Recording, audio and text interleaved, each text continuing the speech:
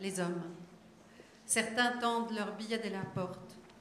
Ils disent je veux ça, parfaitement ça. Il y en a même qui disent n'importe quoi en regardant la gérante. On a la haine. Il y a ceux qui négocient les prix, qui trouvent que c'est trop cher. Vous avez l'impression d'être un morceau de viande chez le boucher. Ceux qui disent à la gérante en nous regardant tu n'as que ça? C'est comme à l'usine, sauf que c'est l'abattoir. Vous êtes alignés, à moitié nus, et le type choisit. Il paye.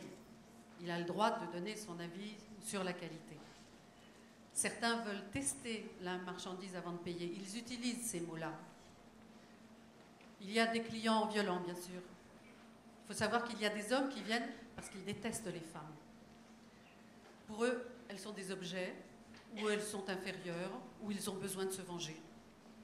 Ou alors ils ont des fantasmes et ils ne se rendent pas compte que notre corps ne peut pas tout supporter. Pour moi, c'est encore plus dangereux que dans la rue. Dans une voiture, si vous hurlez, quelqu'un peut vous entendre, mais là, vous êtes dans une chambre, il n'y a pas de caméra, et il est interdit au patron d'intervenir, vous êtes seul. De toute façon, il ne dirait rien pour ne pas ternir la réputation de l'établissement. Il n'y a que le business qui compte. Et puis le mec paye, et donc, il a le droit de faire ce qu'il veut. C'est l'idée que tout le monde a intégrée dans le milieu, à commencer par nous. Quand on subit des violences, on se dit, c'est comme ça. On l'intègre au fond de soi. Il m'est arrivé que des hommes me brûlent avec une cigarette. Je ne l'ai même pas dit au patron. Avec ce qu'on gagne, on doit se taire. De toute façon, on relativise tout. C'est un autre monde. On vit la nuit, on n'a pas le même prénom, les mêmes vêtements, il y a l'alcool, les drogues, tout ce qui fait passer dans un autre monde, justement. Tout ce qui se passe dans un bordel reste dans le bordel. Je ne suis plus rien, je ne veux plus rien, je ne vis plus. Il m'arrive de donner mon pseudo quand on me demande mon nom. Quand je vois les reportages à la télé et les filles qui sont floutées, je les admire. Elles prennent vraiment des risques. Ce qu'il faut, ce n'est pas un témoignage, flouté une fois tous les 10 ans. Tant que certaines le revendiqueront, les hommes penseront que c'est formidable. Partout, on ne cesse de nous répéter que ce sont les filles qui veulent. Donc, tout le monde y croit. Pour que ça change, il faut que la société accepte de voir que ça existe. Ce qu'il faut, c'est crier haut et fort qu'on ne choisit pas, que ce qui se passe là-dedans, c'est violent.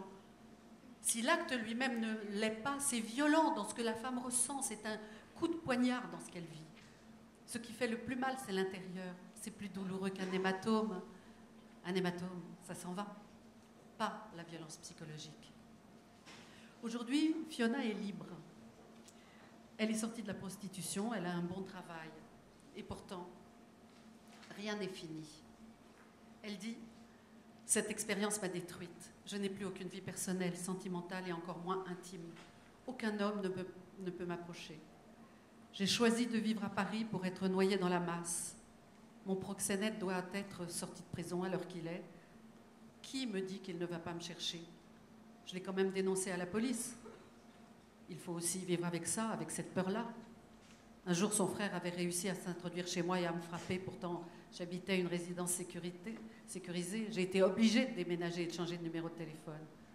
Il faut se réapprivoiser soi-même. Je commence seulement à me dire que ce n'est pas écrit sur mon front. Il n'y a pas une semaine où je ne sois confrontée à ces souvenirs. J'essaye d'enfouir, mais parfois je sens le souvenir sur ma peau beaucoup plus fort que je ne veux le penser. J'ai encore des images très vives. C'est cette période qui a construit ma vie de femme. C'est là-dedans que j'ai eu 20 ans. C'était Fiona.